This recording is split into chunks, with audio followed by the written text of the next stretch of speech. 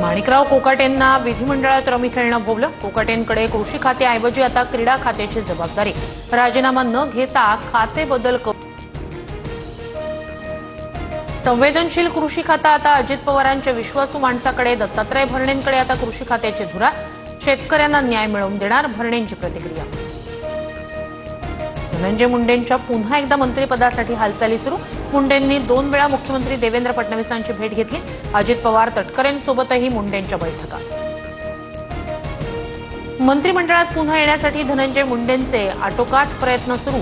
मात्र अशा लोकांना मंत्रिमंडळात घेतलं तर सरकारवर प्रश्नचिन्ह निर्माण होईल। आमदार सुरेश धस यांचा सरकारला सल्ला। शब्दाचा पक्का म्हणणाऱ्या अजित पवारांनी शब्द पाळला नाही। अचानक असं काय झालं? 2 दिवसात अजित पवारांनी निर्णय बदलला। कोकाटेंच्या खाते बदलानंतर विजय घाडगेंची नाराजी।